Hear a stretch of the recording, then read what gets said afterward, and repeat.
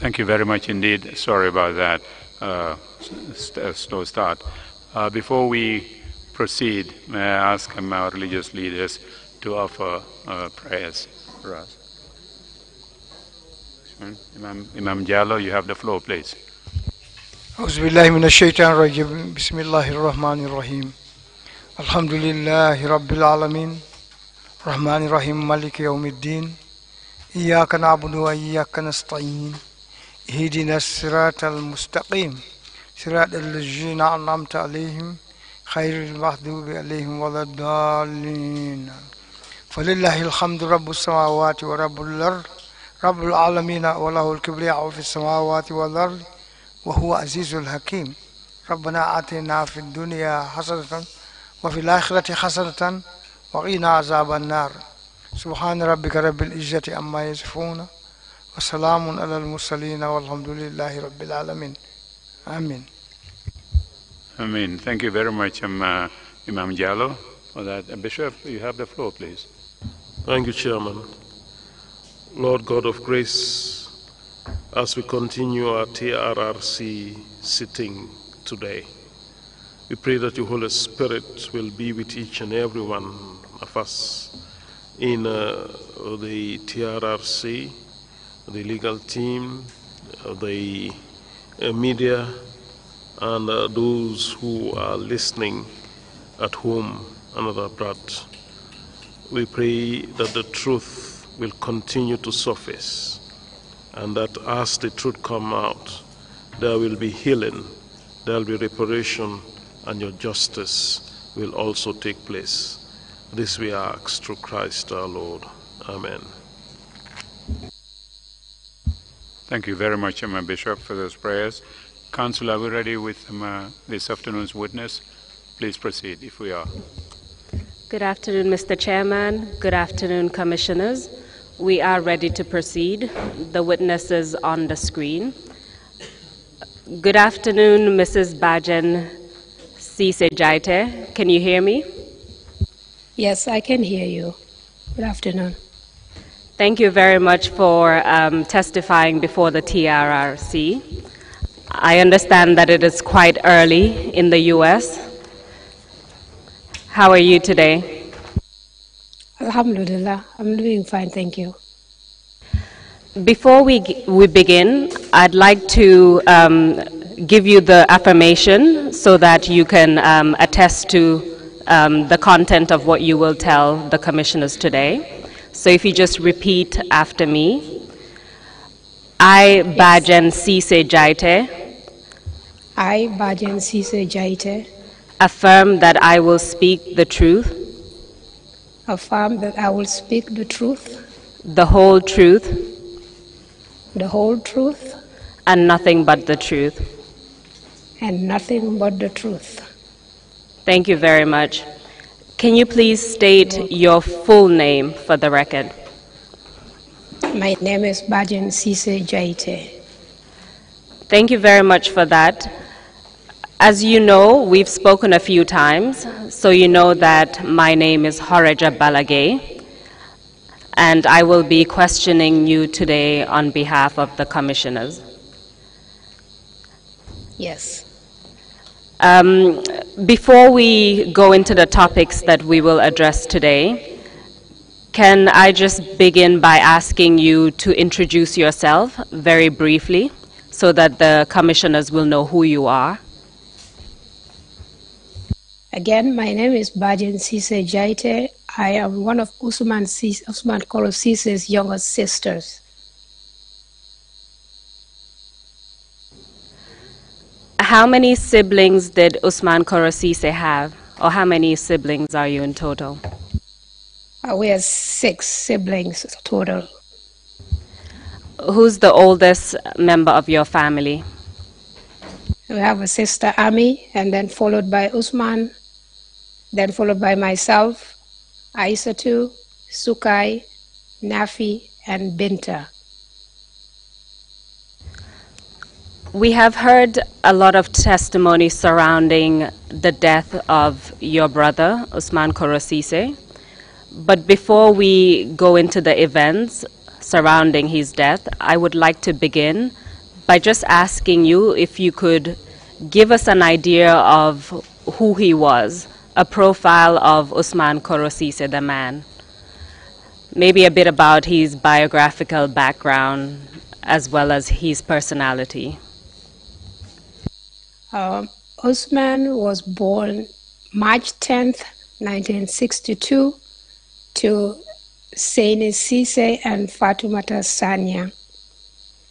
And I believe they lived in Brikama, Pakalinding, Brikama, and then moved to Dipakunda, where Usman went to Serakunda Primary School. After he passed his common entrance, he went to Gambia High School up to the 6th form. Then from Gambia High School, Usman went to Legon University in Ghana. After completing his bachelor's degree, Usman came home briefly before he proceeded to Australia to do his master's degree. Usman was a fine gentleman, a combination of both mom and dad, very loving, very disciplined, humble, hardworking. Usman believed in youth information, and he also believed in the power that youths have to transform any place if given the opportunity. So he was our role model. He was very smart, very welcoming, and he's always smiling. We have heard a little about his signature smile. Can you tell us a little bit about what he studied? You said he went to the University of Legon. Do you remember what he studied and when he graduated? I believe he studied agroeconomics in Ghana.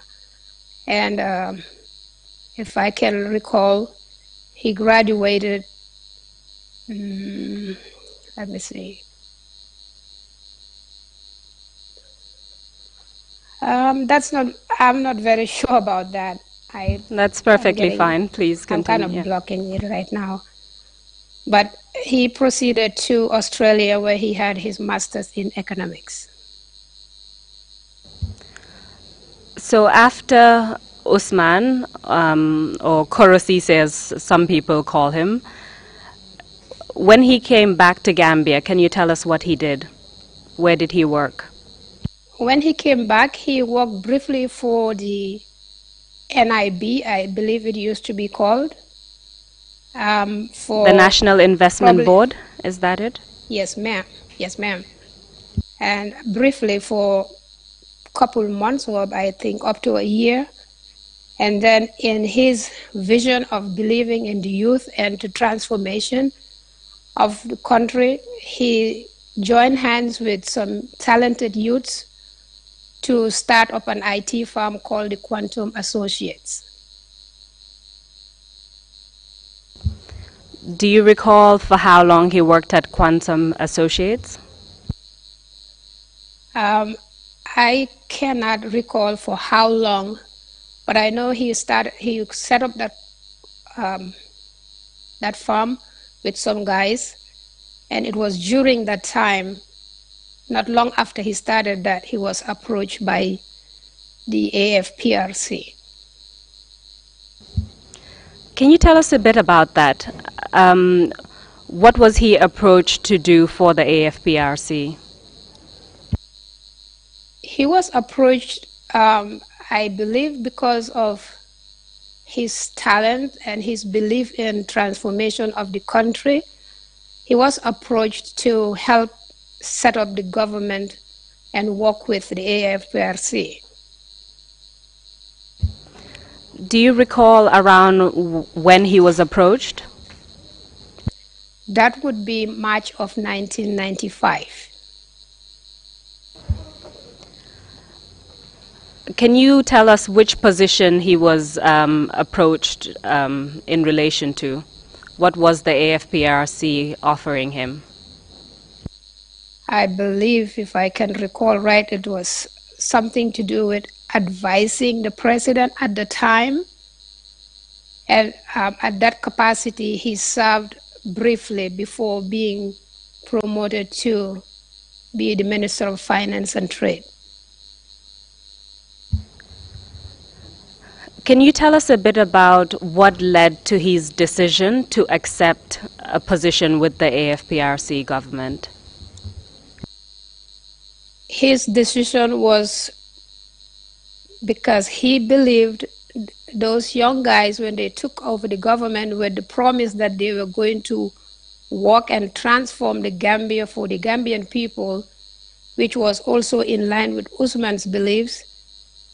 So he said that would be an opportunity for him to further serve the Gambia and help the Gambian people.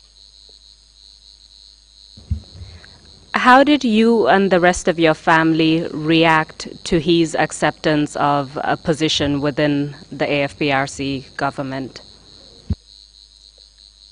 The very first time I received a phone call from the State House of March 1995 in the afternoon around 1:30 p.m. I was not very happy. I related the message to my mom. She wasn't very happy either.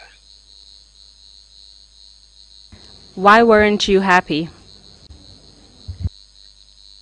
I was just a little bit skeptical about the military boys. For me, it was all about power, force, obey, and don't complain. And that is not Carew's personality. So after assessing that situation, I just knew Carew would have a clash with those boys. Did you have a chance to relay your concerns to Carew? Yes, ma'am, I did. I remembered I left that evening to go to work. I was a nurse at the Children's Hospital. So when I left around 7:30 in the evening, I told my mom to tell Carew if he had the chance to come over at the hospital, I needed to talk to him about the information that I received that afternoon. And did you eventually speak to him about your reservations? Yes, I did. Around 9:30 that night, Carew came over to the Children's Hospital. And I remembered we walked outside the building, and I told him that Mom and I are not very happy about the position that you were offered this afternoon, because these military boys use force. They like to obey and tell you orders without people complaining. And knowing you, that is not what you stand for. You are going to have problems with the boys. He looked at me and said, "Don't worry, it's for the country. This is above me. I have to work for the country."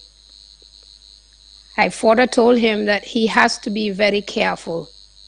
He looked at me and said, "Don't worry, little sister, I will."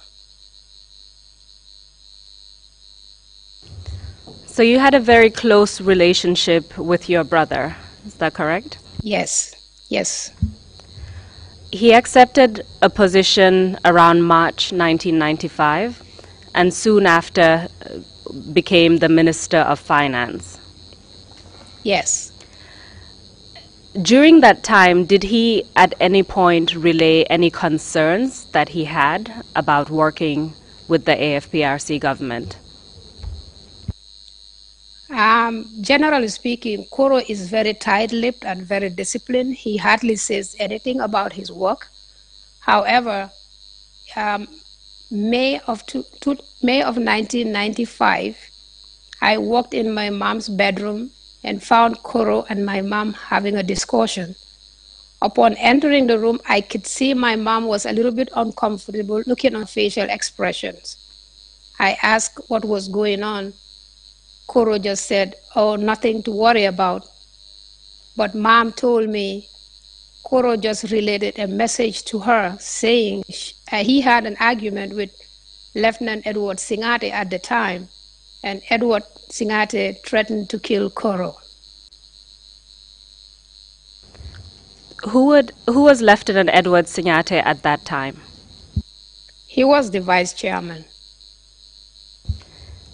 And according to what Carew told your mom, Edward Singate threatened to kill him following an argument that they had.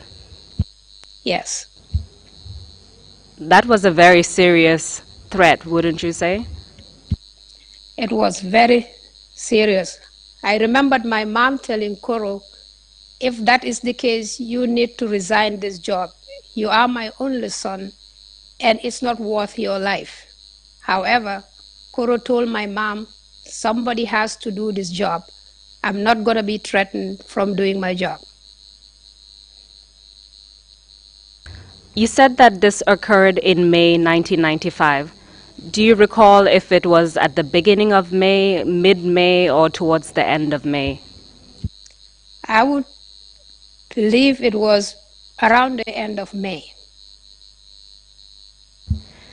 And this threat from Edward Singate was serious enough for Carew to relay it to your mother, even though he tried to minimize it when you asked what was happening, correct? Yes, yes. How did you feel after that conversation? I was very worried for him. At the same time, I knew Carew, the type of person he was.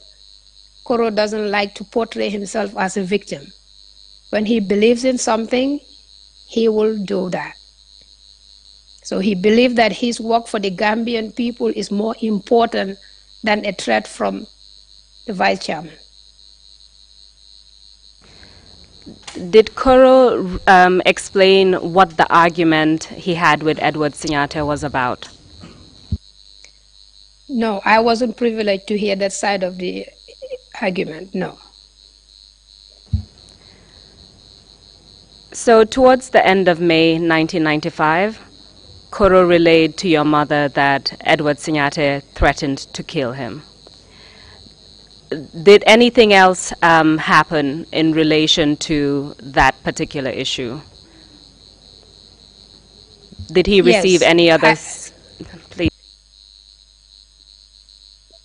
Yes, he did. That was also, I think, few weeks after the conversation, I mean, couple days or so after the conversation with Mom, I received a note from Abdullah Bojang, called Jimmy. At the time, he was a prison guard. So I received a note from him,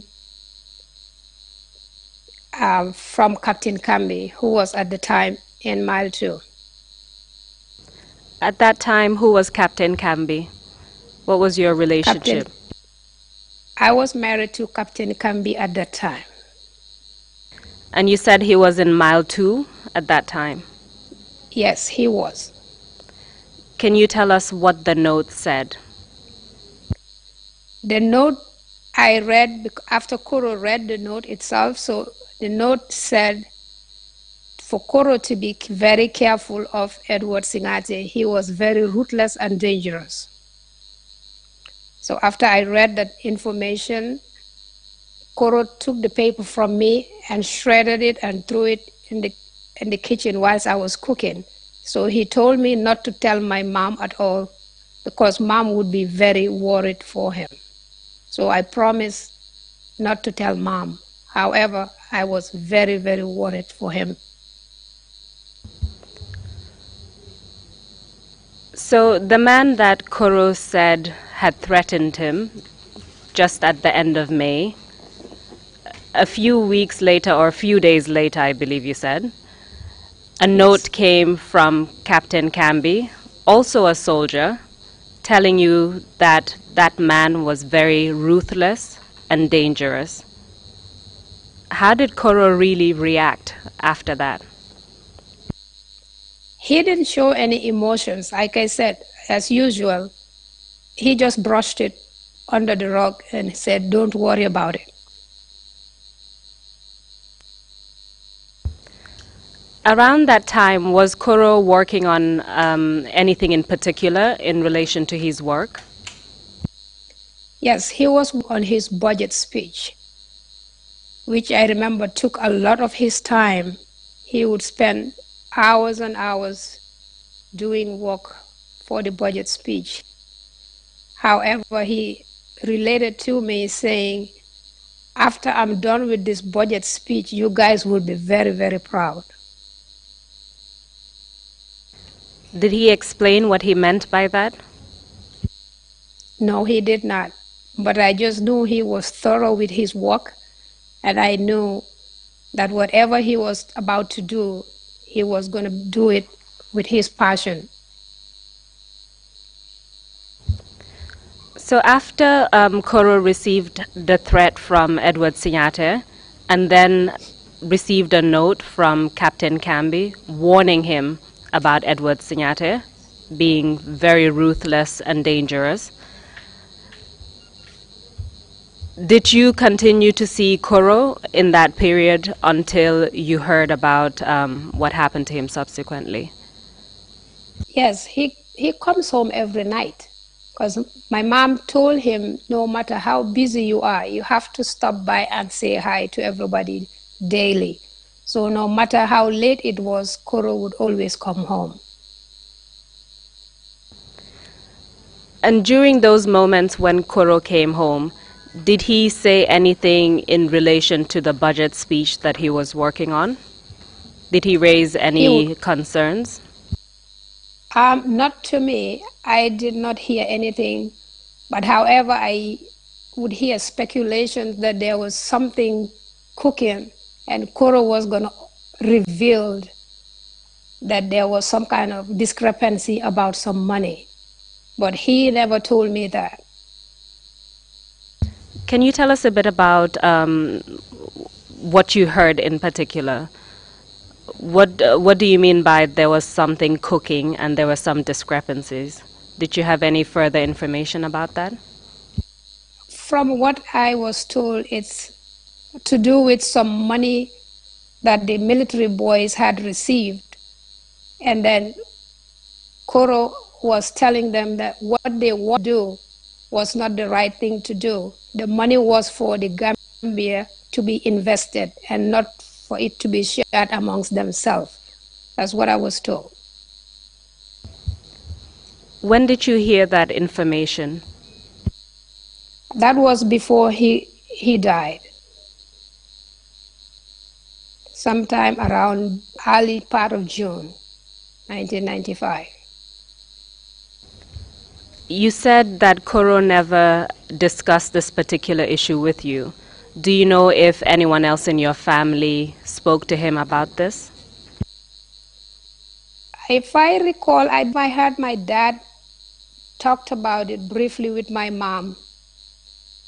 He was worried about the rumors going in town about how strict Carew was with his work and how he wasn't going to allow anybody to embezzle any funds. So my dad, I had him talk to my mom one time and said, I'm very worried. I know Carew is very stubborn, but he will do his work as he is supposed to. So when he comes home, can you please talk to him? I had that conversation transpired between my parents. So you heard information that Carew would uncover something in relation to the military junta's spending money that was supposed to be for the Gambian people. Can you tell us what happened on the 22nd of June, 1995? Do you recall that day? On the 22nd of June, I believe was on a Thursday, Carew came home around 8:30, around 8 to 8:30 p.m. I could recall I was sitting outside because there was power outage. My parents were not home at the time. My little sisters were inside the house. My mom went to a christening ceremony. However, my dad was out of town. He went to visit his older brother in Georgetown. So Carew stood there with me whilst I was sitting outside excuse me. We just chit-chatted. He asked for mom. I said mom was not here. And he asked whether dad was home yet. I said no. So we just talked as a brother and sister for about half an hour. And then he left. I walked him to the door. And he said, tell mom I'll be back tomorrow. But that tomorrow never came.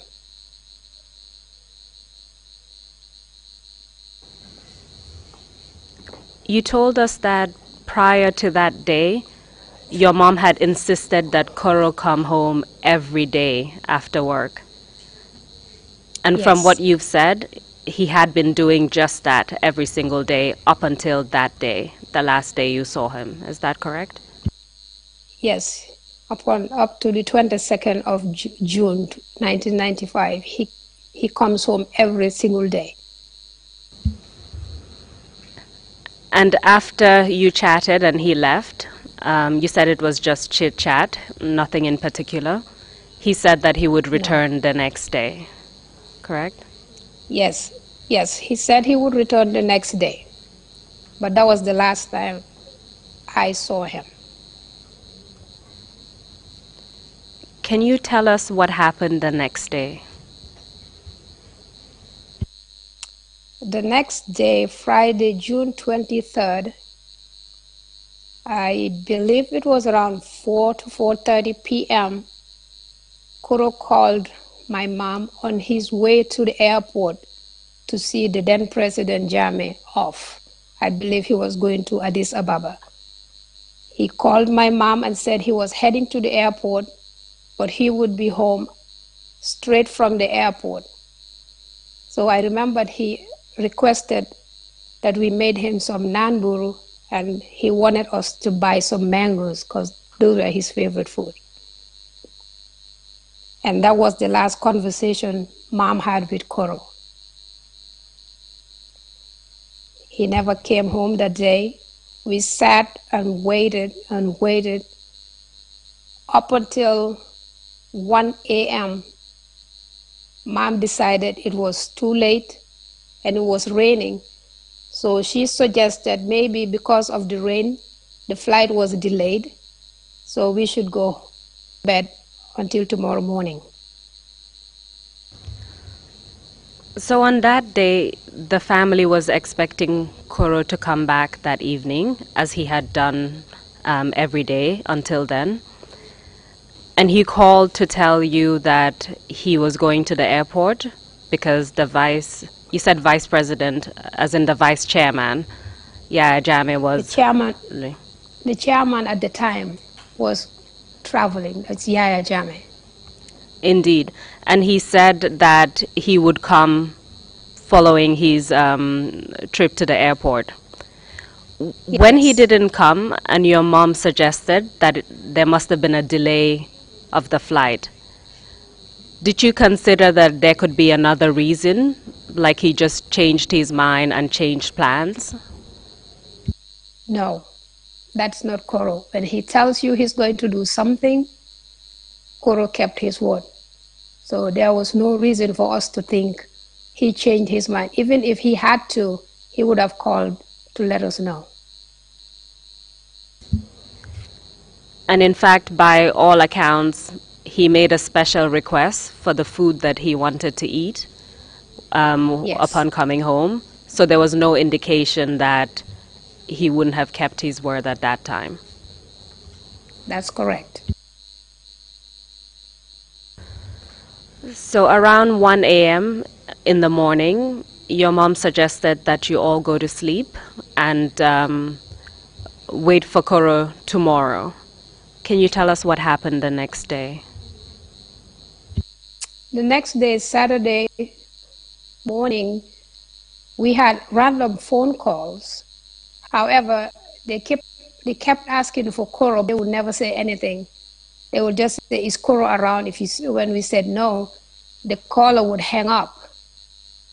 So there were several calls that day in the morning. However, around 1:30 that afternoon, we were in my mom's bedroom sitting down and eating lunch when the phone rang. So I picked up the phone. It was my mom's younger sister, Maimuna. She asked if she could talk to my mom. So I handed the handset to my mom. But I could hear a little bit of my aunt's voice in the background. She asked my mom, where was Carew? And my mom said, he told us he was going to come yesterday, but he never did. So I don't know what's going on. So I had my aunt in the background said to my mom, I received a phone call saying Carew was in an accident. My mom, upon repeating those words, accident, I just told my mom, can I have the handset, please?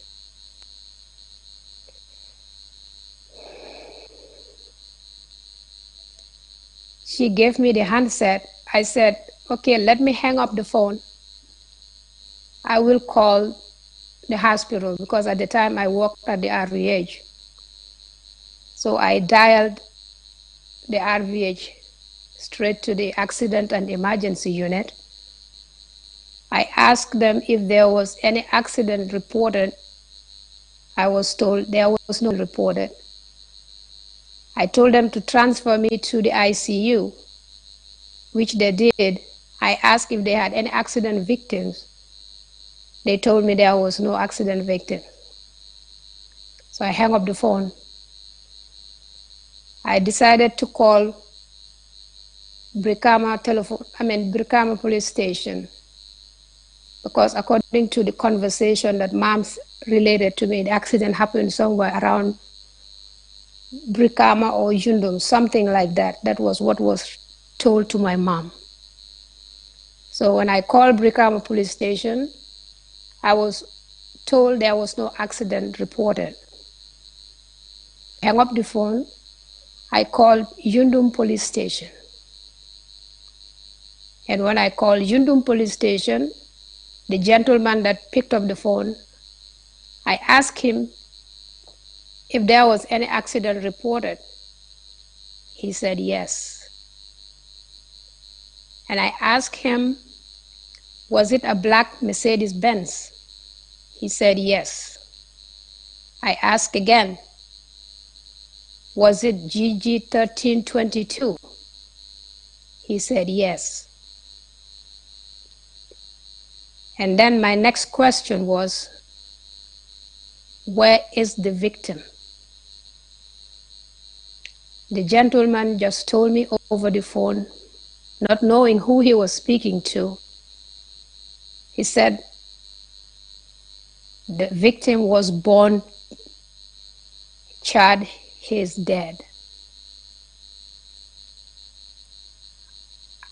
At that moment, my heart almost stopped beating. I was looking straight into my mom's face. I did not know how to tell my mom that his only son died.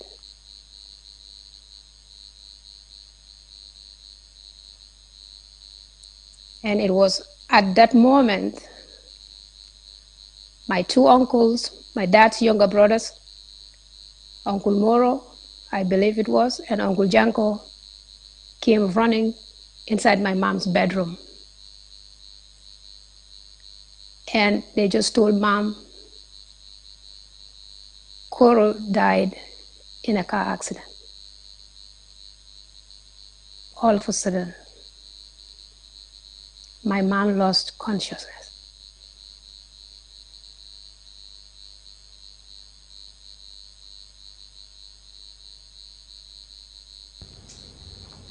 That was her only son. Okay. Yes.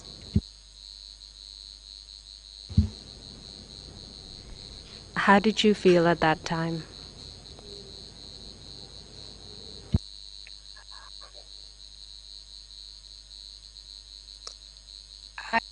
To be honest, I cannot even begin to tell you how I felt. I think at that moment I was in severe denial. and my emotions were just numb. I was more worried at that time for my mom's safety because she kept losing consciousness, regaining it just to lose consciousness again. At the back of my mind, I was myself, okay, they said Carew was dead. However, we cannot lose mom right now. At that time, where was your father? My father was in Georgetown. So it was just you, your mom, and some other relatives? My uncles and some other family members, yes.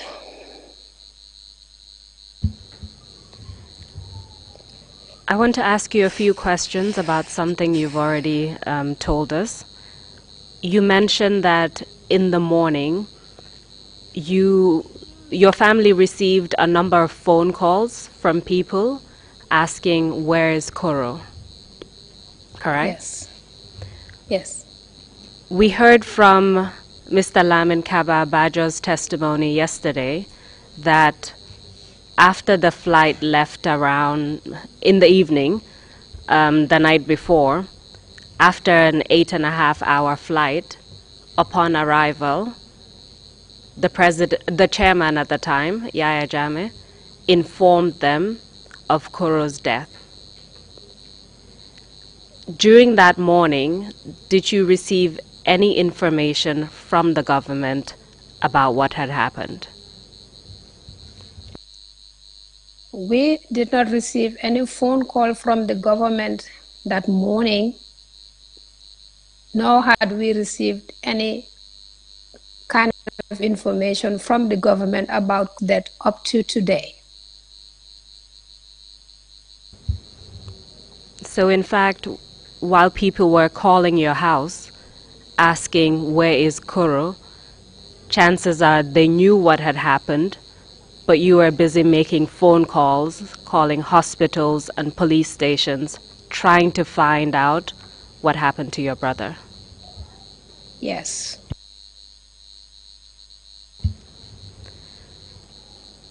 You mentioned that the information you received, or the information your mother had received, was that the accident occurred around either Yundum or Brikama. And so it's when you called Brikama police station that you received information about the accident itself. It was Yundum police station. Brikama police told me they never had any accident. Yundum police station, yes. And the person you spoke to from Yundum police station told you that the body had been burned and it was charred. Yes, he said he said the victim is dead. He was charred. So he must have known something about it. But just to hear over the phone when you were saying or asking about a question, if there was any accident, just to be told the person you were looking for was born beyond recognition. That's devastating. Yeah. And you were able to tell that it was most likely your brother because of the vehicle. Is that correct? At that point, we did not conclude it was my brother. We just were praying. We did not know. It could have been Carew, been his driver. But at that particular time, we were not sure that was Carew.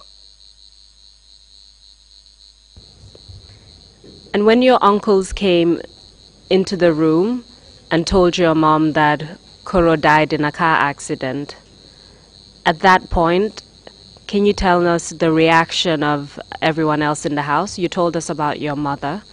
Can you tell us what the atmosphere was like in the house? It was sheer pandemonium, chaos, People were screaming, people were yelling. I believe several members of the family passed out. And like I said again, I was numb, but I was there for my mom.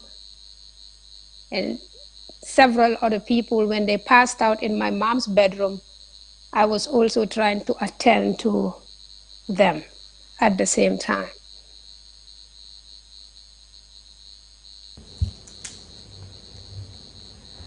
In the course of that day, you told us that you did not receive any information from the government. Was your family able to find any additional information about what had happened to Carew that day? Yeah, as the evening progressed, rumors began to come out. Carew was indeed murdered by Edward Singate, Yankuba Toure, and several, but those were the two names that were around. Lieutenant Edward Singate, actually three names, let me correct myself. Lieutenant Edward Singate, Lieutenant Peter Singate, and Lieutenant Yankuba Toure. Those were the names that were floating around.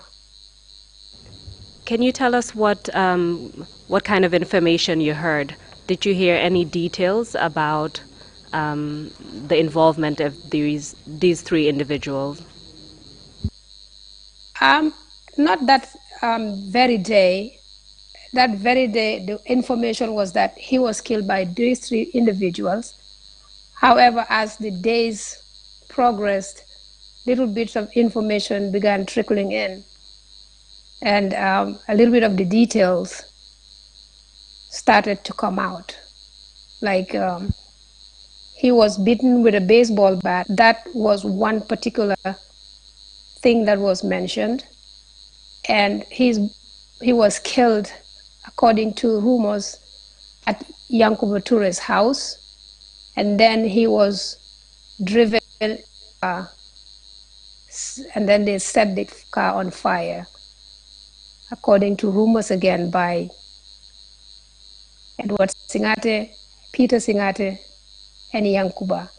And it was during that time that people were saying Peter sustained a burn on his arm. So I never saw Peter, but everybody that saw him said he sure had some bandage around his arm. That was the information that was circling around the time. Well, let's take it day by day. So still focusing on that Saturday, the Saturday after you last saw Carew, when you heard about the accident and was told that he had died in the car accident. Yes. On that day, you heard this rumor that these three individuals were involved in his murder: Lieutenant Edward Singate, Lieutenant Peter Singate, and Lieutenant Yankuba Toure. Can you tell us if at any point you managed to see either the vehicle in which your brother was involved in the accident or your brother's body? Yes, I believed that Saturday I stayed with my mom the whole time. However, on Sunday afternoon, myself and some family members took a trip to the mortuary. And we went inside to see the remains of which they claim was Carew. I have no way to say that was my brother. When we walked inside the mortuary, on a concrete slab, there laid a torso, a human torso, that's from the neck to the waist. That was charred beyond recognition. All you could recognize is the rib cages, that this must be, at some point I even didn't think that was human, because there was no head, there were no limbs at all. And in one corner, they told us, in a bag of rice, empty bag of rice, they told us it was the skull of Carew that was in there. So I went over, looked inside of it. It did not look like a human skull to me at all. So we left. Some family members went home, but I continued with other members to the accident site. Before So we at the move on side to the look- accident, sorry, Yes. just about your trip to the mortuary, can you tell us Yes. who went to the mortuary with you, some of the people that went? Did your parents go with you? No, my parents were too devastated, and from the advice received from some of the family members that went that very Saturday evening, they thought it was best for my mom and dad not to see the remains that was in the mortuary at the time. So I went with my aunts and uncles to the mortuary, cousin of ours, Dr. Sanasise. When you arrived at the mortuary, how easy was it for you to have access to see your brother's corpse? The very first day, it was not that difficult, I believe, for the people that went Saturdays. But on Sunday, there was some restriction. When I got there were lots of people want to see Carew. Some family, or I cannot tell who from who, because there were so many people and I was not focused on faces at the time. However, when we wanted to get inside, we were told Carew's father gave orders not to allow anybody to go inside and see his remains.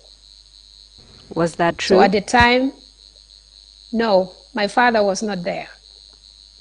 So I don't know who gave the orders at the time, but it was not my dad. And in fact, you left with some of your aunts and uncles, and you left home to go to the mortuary for that purpose. Yes. So do you know why you were being prevented from accessing your brother's corpse? I don't know why. However, I managed to convince the guy at the door. I told him that I was Carew's younger sister, and I worked as a nurse at the RVH. So can you please let me go inside and see my brother? He unlocked the door. However, he was still holding onto the handle. He didn't kind of open the door yet. He just unlocked it with the key. So he held onto the handle while some other members were trying to argue and prevent us from getting inside. Some were saying, no, your dad said don't go inside. I remember turning around and telling them, my dad is not here. So the argument went on for a little bit, and all of a sudden I got really upset. I just kicked the door and I walked inside the mortuary. So essentially you had to force your way in order to see your brother's body. Yes. You described to us what you saw, and then you told us thereafter the family decided to go to the accident site. Is that correct?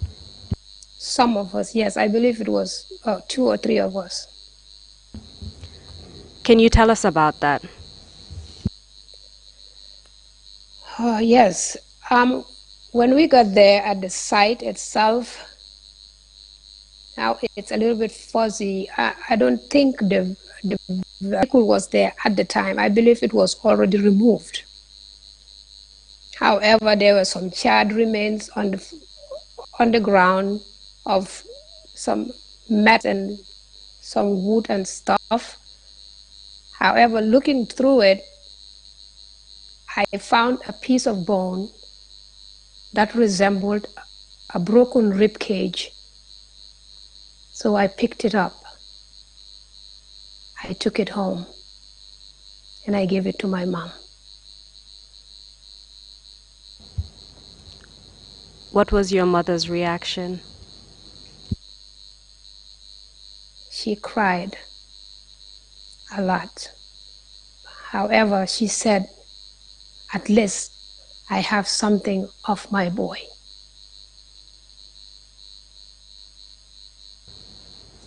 And you've already told us that Carew was your mother's only son. Yes. So this occurred on Sunday evening, is that correct? Yes. Can you tell us what happened that night? Did anything in particular happen that night? Sunday, I believe Sunday afternoon, late evening, going to early night time, there were some people that came over the house as a delegation, they claimed, from the government. They requested if they can give Carew a state funeral. Do you recall any of those people? I cannot recall their names because I did not see them. I just heard from the elders that there were some members sent to the house. What was your family's reaction to their offer to host a state funeral? They were very, very upset, furious. They thought that was an insult and a mockery. Because Carew died, they didn't have the decency to go over to let us know that he died in a car accident, supposedly, but they requested a state funeral. So that did not sit well with my family at all. They declined that offer. So the first time that you received any formal offer or communication from people representing the government or claiming to represent the government was on Sunday evening. Is that correct? To my recollection, yes. Can you tell us what happened the next day? The next day was Monday, I believe, June 26th. That was the funeral day for Carew. It was a very tough day. Again, a lot of family members and myself, we headed to the mortuary again to bid farewell, to pray for him. So when we were going, Mom gave us the traditional woven material that he said, that my mom said her dad gave it to her when she was getting married. So it was very important for her. She said, can you cover Usman's coffin with this? Before we got to that, we were allowed to go inside. I stood over the remains. I put my hand over it and prayed even though at the back of my mind, I was thinking maybe it's not him. However, I did not want to lose the opportunity to pray for him and say how much we love him and how much we're going to miss him.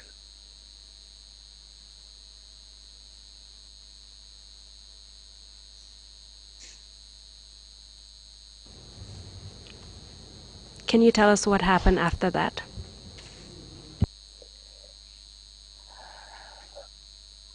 Yeah, after that, they put his remains in the coffin. I brought him outside. There were thousands of people, so many people. Even for the coffin to come out of the mortuary was a problem. The material Mom gave them was put over his coffin first, because they wanted to put the Gambia flag first and then Mom's. But Mom, the instruction that she gave when we left the house was the woven material she gave was supposed to be put over the coffin first before the Gambian flag. And that's what happened. Did the Gambian flag have any special meaning in relation to Carew? Well, he was the son of Gambia. He believed in Gambia. He worked for the Gambia. So I believe that was significant for that to be put on Carew's coffin.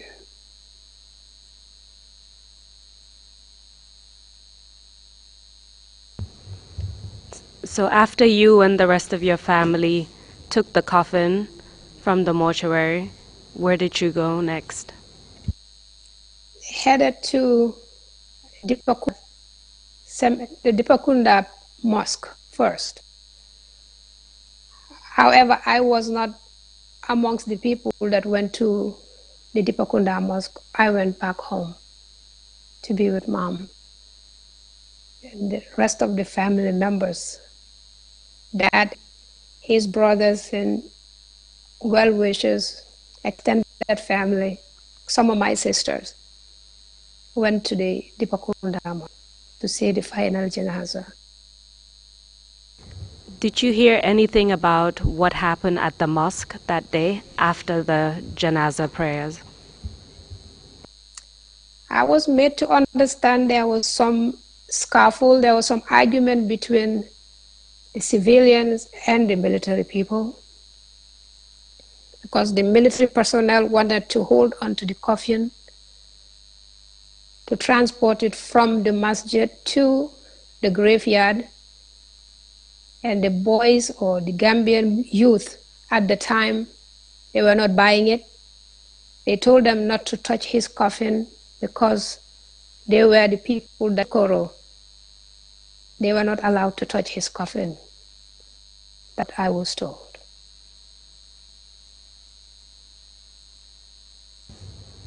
At this time, you were at home with your mom and other family members. Can you tell us about the atmosphere at your home on this day? It was a very, very sad day, extremely sad. The compound was full to capacity. The streets were filled with people. Mom was in the midst of people supporting her, giving courage, talking to her, so she could just confirm she was totally devastated.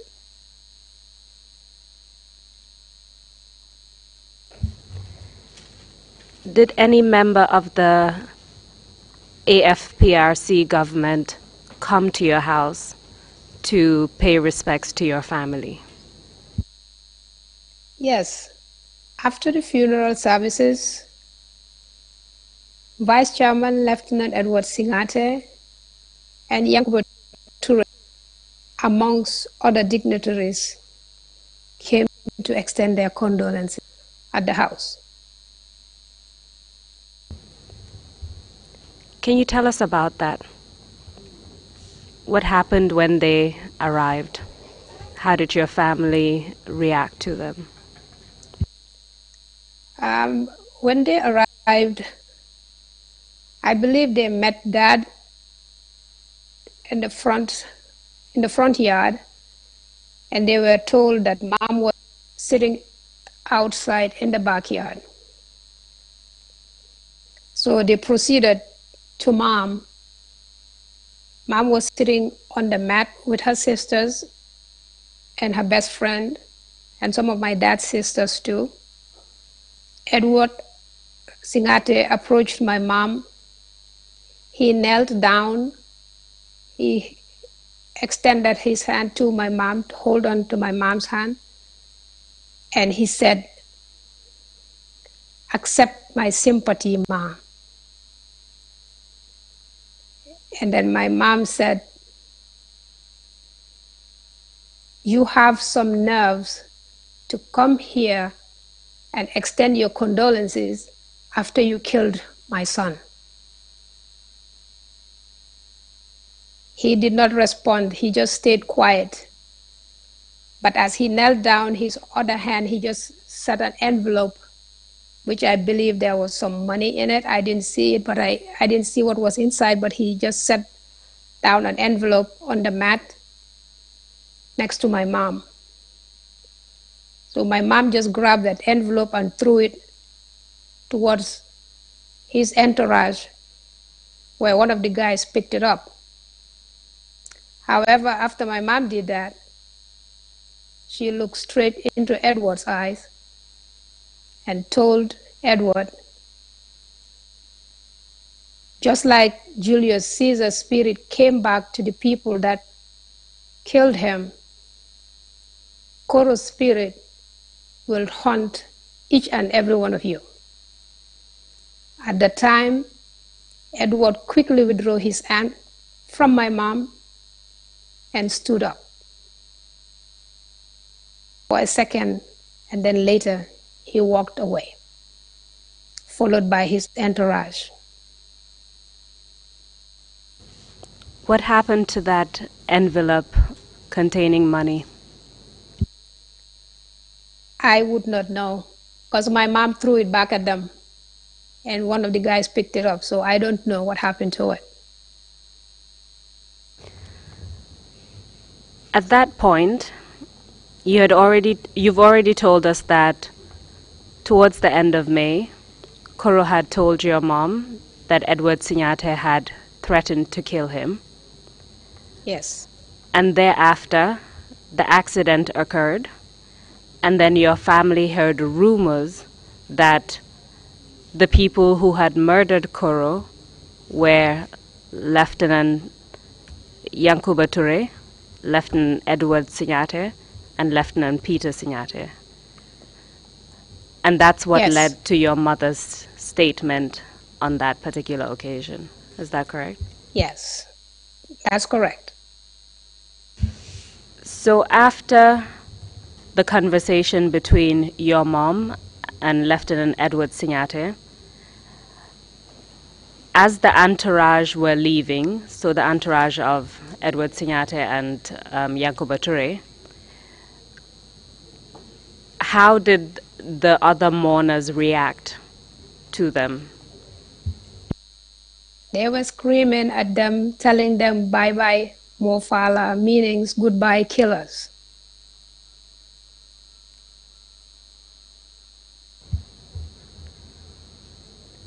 You told us that that was a very difficult day for your family. Yes. Can you tell us how your family coped in the days following those events?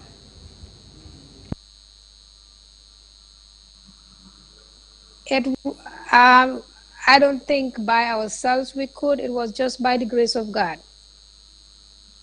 He was the one that was with us with his might, his power, and with the unrelentless support and love from family. We took it one single day at a time.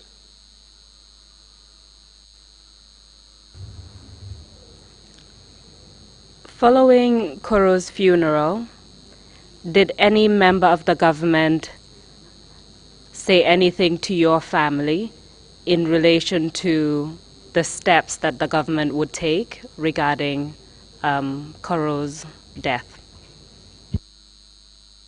Yes, I believe 1 week or so after the funeral, the president at the time, Yahya Jammeh, came to pay his condolences at the house, accompanied by Lieutenant Kaba Bajo and some other members. I can't recall their names, but Kaba in particular I recalled.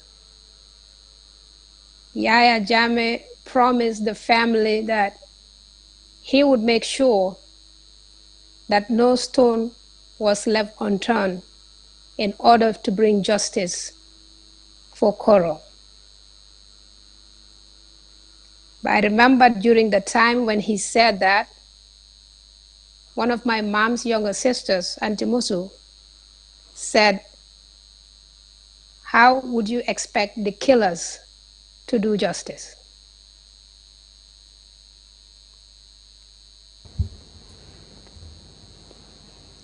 The Commission has heard testimony from witnesses attesting to Chairman Jammeh's statement that no stone would be left unturned. After your family heard that, how did you feel? Were you hopeful? Apart from what your aunt said, was the rest of the family hopeful?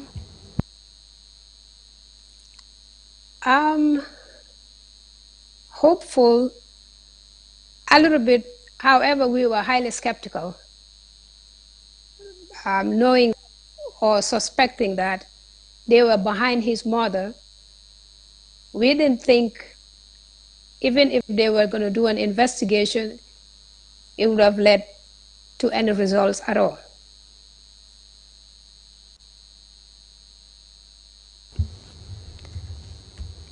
In the days following Chairman Jammeh's visit, was any member of your family questioned by the police, for example? Not that I know. I don't remember my family members being questioned. I cannot remember that.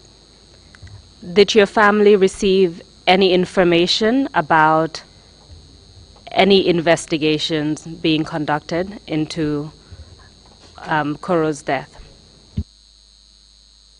No, we did not receive any information according to my recollection.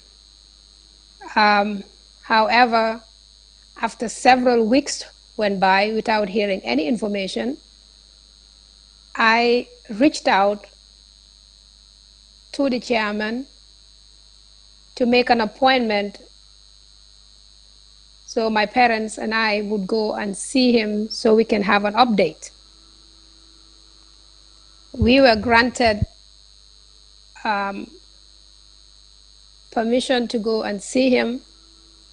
I believe it was in the first or second week of August, exactly a day after Carew's 40th day charity.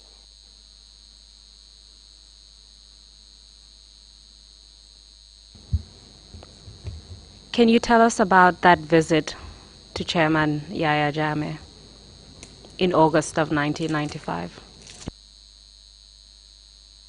Yes, and that very day, it was my aunt Isatu, my mom's younger sister, herself. We took the trip to the State House. And upon arrival, we were told to sit and wait in the waiting room. So we sat there waiting for the chairman. So whilst we were sitting there, Lieutenant Edward Singate walked towards us to say good morning. However, we did not respond to him.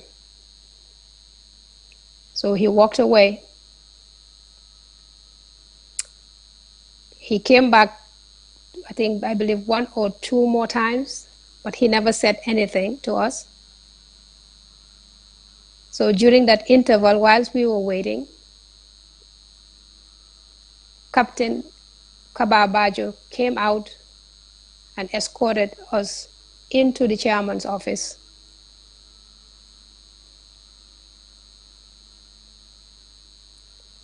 And whilst we were in the chairman's office, we said good morning. And my first question to him was, my parents were supposed to come with me. However, it was best not to come at this time. That's why I'm here with my aunt. So I asked him, I said, why did you guys kill Carew? He looked at me and said, we did not do that. We suspect the Jawara regime. And I looked at him and said, why would the Jawara regime do that? What connection has Carew to do with them? And why would they want Carew dead? He did not respond to that question. Why do you think he told you that they believed it was the Jawara regime? I have no idea why he said that. Maybe a cover. Sorry, say that again? I said I have no idea why he would say that. Probably a cover-up. Please continue telling us about your conversation. So I asked him, I said, why didn't you guys come over to the charity yesterday? He looked surprised and asked me, was it yesterday? And then I said, you said to us at the house that Carew was your friend, and you couldn't recall your friend's 40th day charity? I said, what an awesome friend you are. And he looked at me and said, are you the nurse? I said, yeah. He told me, I heard you are very stubborn. He never answered the question. So my aunt asked him, why was Carew's body or Carew's vehicle at Jambur, knowing that Carew went to see you off? How did he end up in Jambur? He did not answer that question either.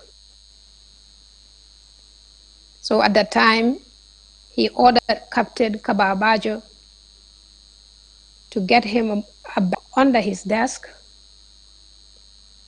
and Captain Kababajo brought that bag, and out of that bag, Yaya Jammeh grabbed couple bundles of money. I don't know how much that was. He said, would you guys please accept this as my contribution to the charity? And I told him we were not there for the money. We were there to follow up, and also for him to give us information, not the money. My aunt, being diplomatic, she said, just accept it.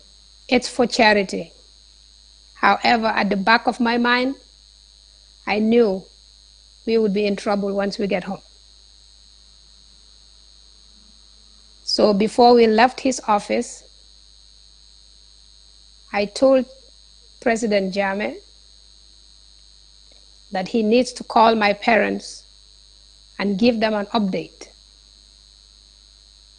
He promised he would. Before we left, we were interrupted,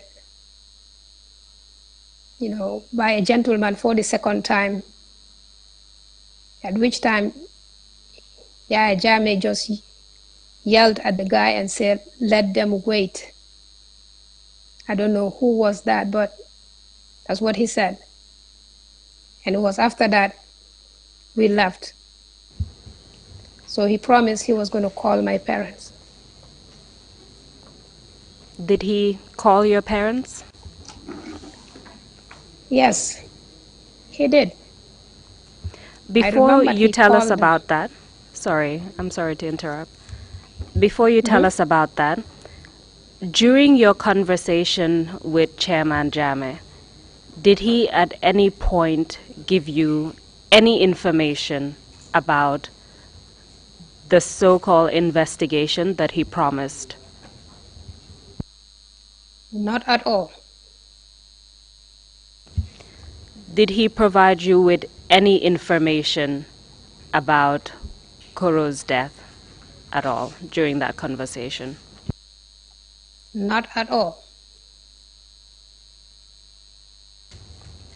So in fact, the reason why you went to see him, which was to get an update on the investigation, you left without any information whatsoever.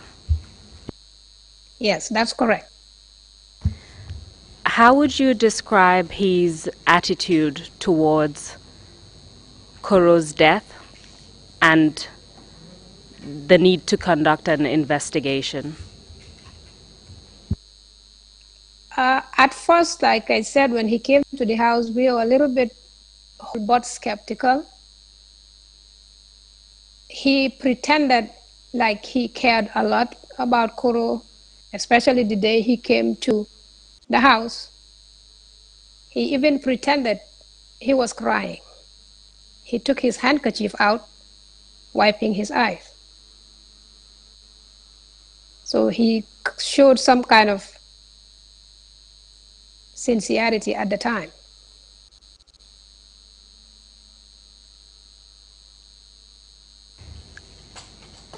How would you describe his attitude during the meeting that you had with him in August 1995?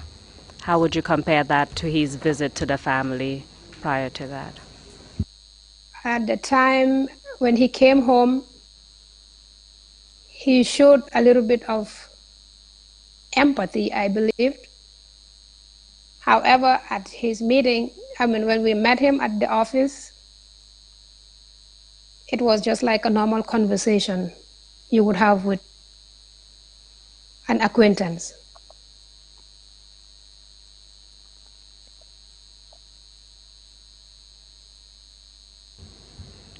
How did you feel after that meeting?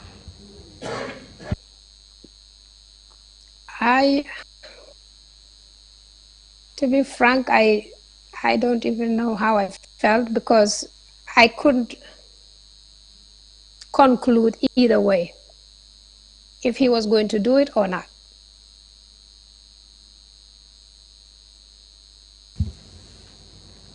You told us that you asked him to call your parents, and he actually called your parents. Can you tell us when he called them and what he said? He did call them, but there was barely any conversation. When he called, I remember it was a Sunday around 11 a.m. My dad went out with his brothers. My mom was in the shower. So I told them to call again. Like I said, give us 15, 20 minutes, call back. So they did. When they did, I told my mom that call was for her. That was President Jame on the phone. So my mom picked up the phone and said hello. So I could hear President Jame's voice on the other end saying, "Good morning, ma'am." And at that time, my mom was just like a ticking bomb emotionally. She just didn't want to hear their voice or see their faces. And at the time, my mom just yelled at President Jame and said, "You guys don't have any shame. Don't you ever call me again." She hung up the phone.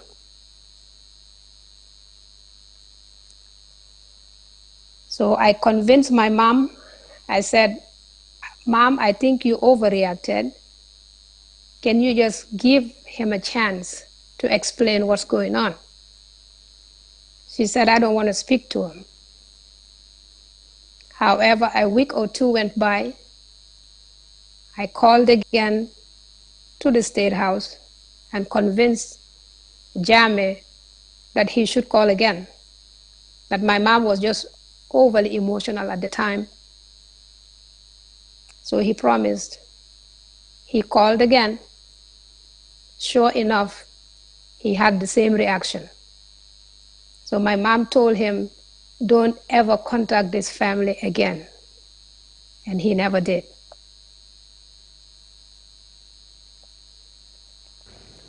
You told us that during your visit to Chairman Jame's office, he gave your family money, and your aunt, Yes. being the diplomat, agreed to take the money. Can you tell us what happened to that money?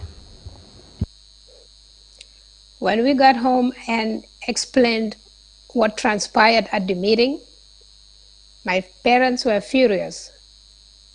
They told us they don't need the money.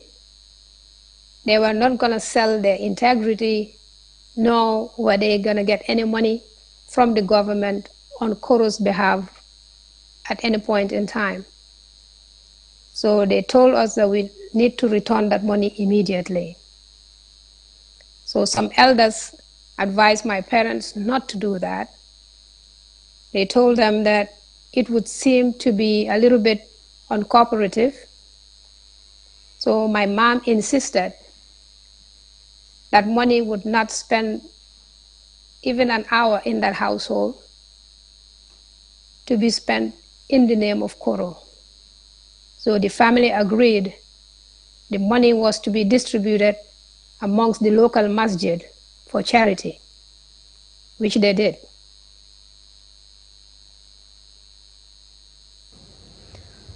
So as we all know, 24 years later, we've heard testimony from witnesses who've told us that no investigations were conducted.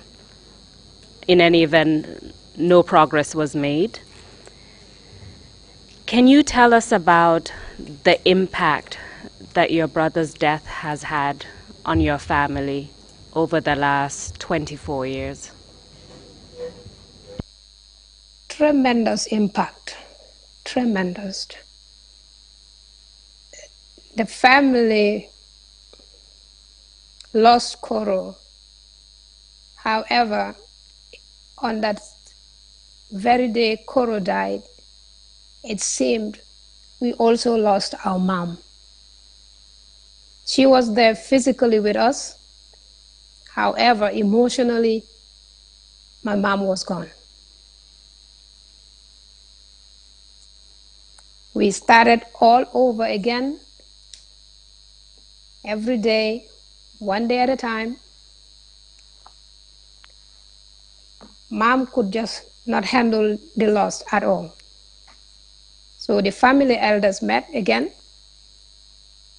They decided it would be best if Mom would leave that environment until further notice. So that's how the families started moving out of the Gambia to the United States, one member at a time. So we relocated to Michigan to stay with my mom's younger brother, Uncle Modu. It was tough. However, with Uncle Modu's support and some very kind people that God brought our way, the love we had for each other and the support, by the grace of God, we are here today.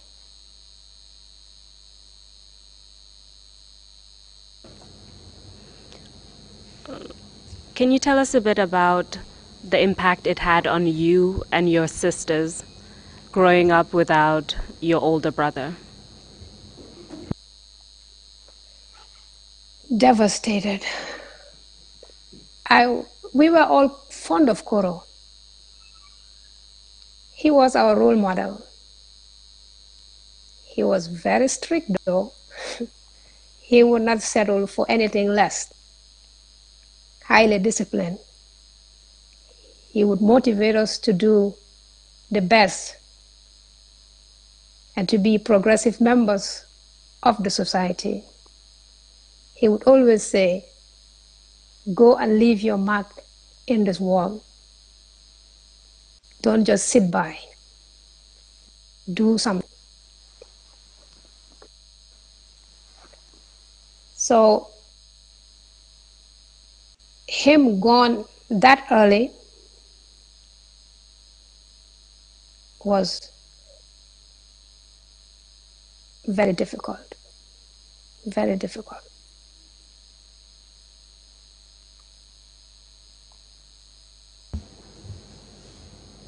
You told us about the impact it had on your mother, again, Carew being her only son. What about your dad? Yes. Can you tell us what impact it had on him? Dad was a strong man. Carew, we always make fun of him. You're like, you are a carbon copy of Dad. You guys are highly disciplined. Don't show any victimization of yourselves or any sense that you are by any means soft, even though they are very soft people inside. They are very loving. Dad would not show his emotions. He would be strong for the family. However, there are several times that I saw my dad in the living room very early in the morning, staring at Carew's picture in the living room. He would cry. We never spoke about it. We just looked into each other's eyes and I walked away. He never for us to see that he was crying, even though we know it took a tremendous toll on him too. He had to be strong for all of us, especially my mom, who was not only Carew's mom, but Carew's confidant, Carew's cheerleader.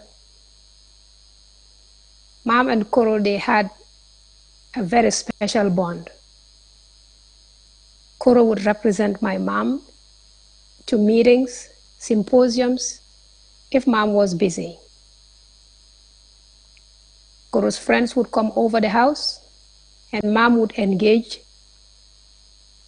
in discussion with them, politically, religiously, socially. Because mom believed in social justice and compassion. My mom was very compassionate. Very compassionate. So that was very devastating for mom to lose not only her son, but her best friend too.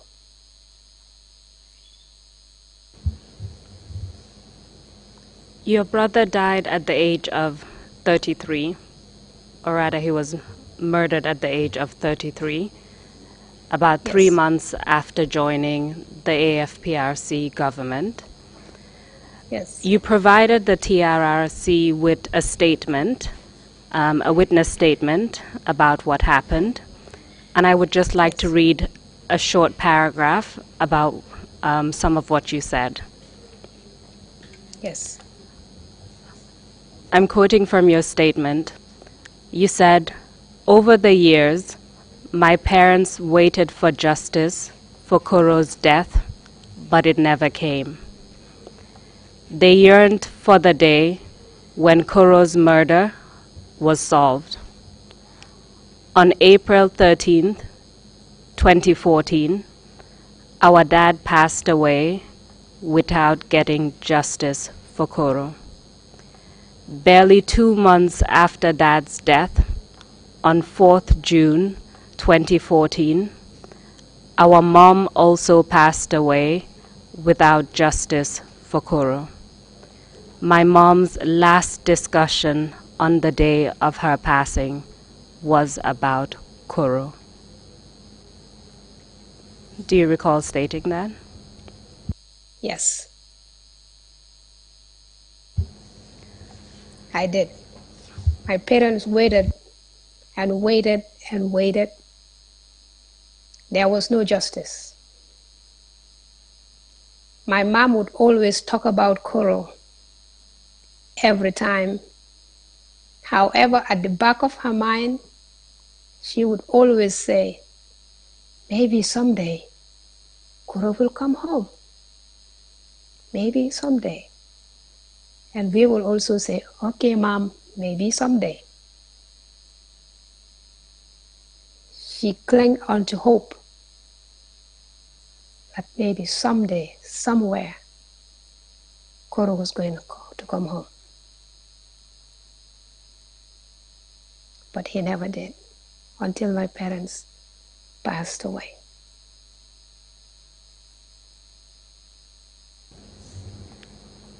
Thank you very much for answering all my questions. I have come to the end of my question, Mr. Chairman. I yield the floor to the commissioners for any additional questions. Thank you very much. Thank you very much, Council, and thank you very much, Bajen, for your testimony. I will not personally be able to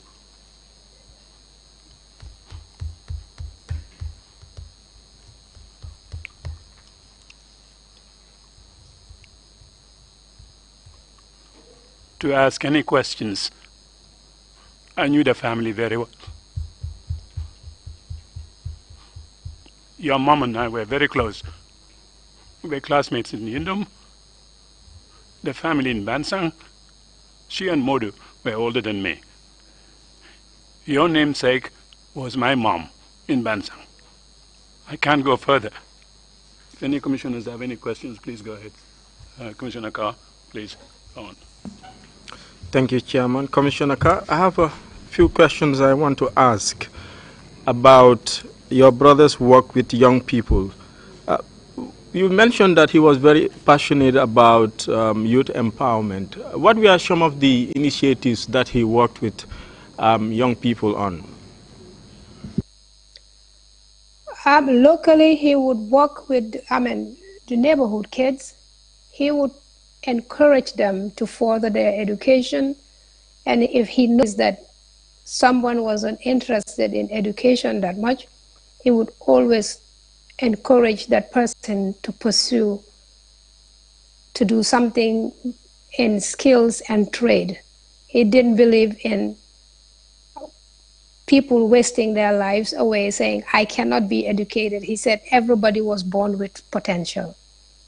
So he encouraged people to be the best they know how to, whether in education or skills.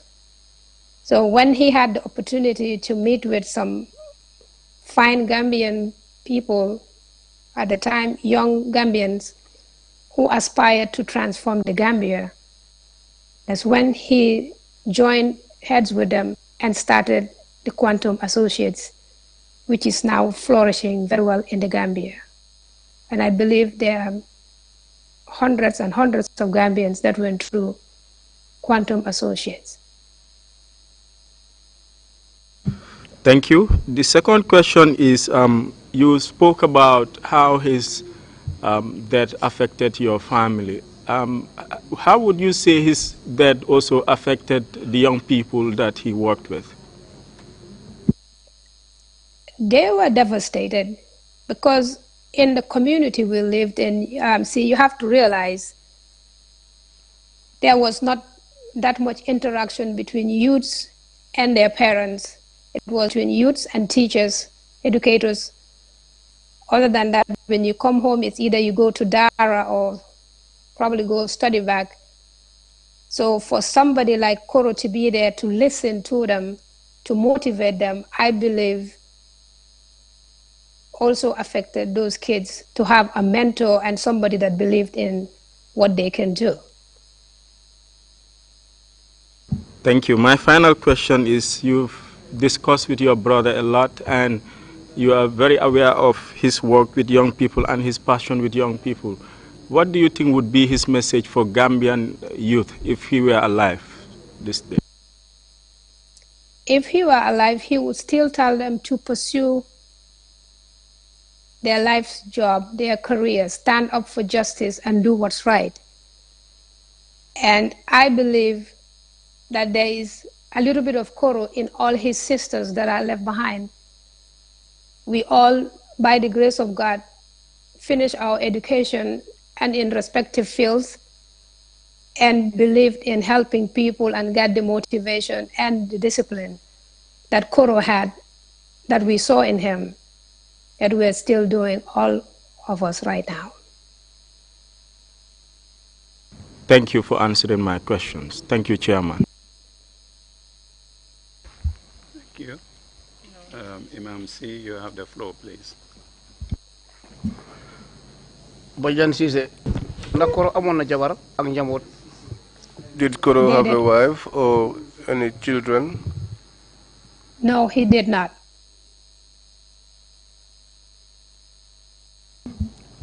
ñaari laajte bi ñu ngi lay gërëm. We thank you. nettali bi nga nettali nii sa diggante ak sa mag. For the narration you gave between you and your brother and the way you related mbiram yëpp. And how you went about his affairs. waxtaan nga ko fii te tàggoolu ak sa xel. You spoke about it and you did not lose your control. ñu la cee gërëm ñu la cee sant. We thank you and appreciate you for that.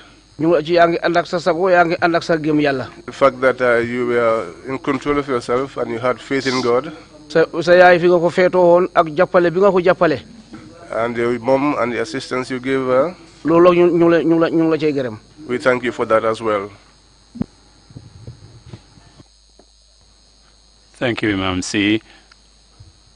To lighten the emotion for me today, when I was told, Bajan, that you were coming, I never saw you before. As I said, I knew the family very well in Bansang, your namesake. So I've been looking very closely in the monitor to see who you really look like. Your grandmother, the namesake, she was a beautiful lady, very kind. Thank you. Very compassionate and very dignified. She would wash me up. You use lotion to take care of me when she's taking care of the other kids, when my mother would then come and get me. But the part that really was not even easy for me, and that's a footnote to these hearings, was the moment we were, as I said, close to the family. Fatu and Modu were older than me, and they were taking me around as a small brother. So when Fatu and I met at Yundum College, same class, we would be sitting next to each other in class. Lots of things we would do with each other. Now, this particular time, when she was pregnant, I believe, I fear, I said, it could have been you. And I would touch her on the stomach and say, Fatu, so we would just keep on joking. And one time we went for a nature walk, and this centipede I picked up, and we went in some corner. I said to her, Fatu Ibuloyele. And she did that. I put the centipede there. She jumped up and then said, Lamin, for him along, konobe mendine. And I would touch that. Now, years later, if you were the baby in her stomach, for me to have the first communication with you via video, I say this life is just unbelievable. So when I think about that, it takes some things, the emotions are down for me a little bit as you narrate her remarks and her reaction and other thing. But she was fantastic. Sorry, that's a footnote to what he's saying. But you're a very strong lady, and You did your testimony in a very dignified, Fatu Sanyang way. Thank you again so much, Amma, for coming. I don't know if you have any last words, Amma, to say. Please, if you do, go ahead. Yes, I would like to thank the Sise and the Sanyang family. I would also like to send special thanks to my Uncle Modu's family, Ella Charles in America here, Roberta Lloyd, and lastly, but not the least, Uncle Tyrone Johnson. These were people that God sent our way. They helped us, support us emotionally, financially, socially, every step of the way. Graduations, wedding, christening ceremonies, they were there for us. But my special thanks goes to the Gambian people in the Gambia and the diaspora who were relentless and never let Carew's case rest one bit. They went above and beyond to fight for Carew and fight for family when we were down emotionally and couldn't even stand up to talk on our own behalves. So I thank the Gambian community in the Gambia and the diaspora.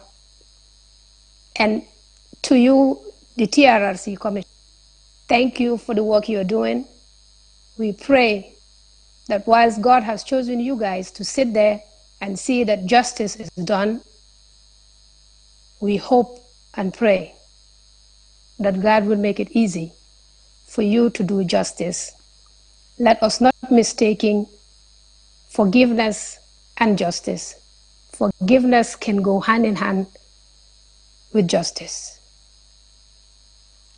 My special thanks also to all my sisters, my younger sisters, especially Aisatu, Nafi, Sukai, Benta, for being so supportive of me all these years, especially today.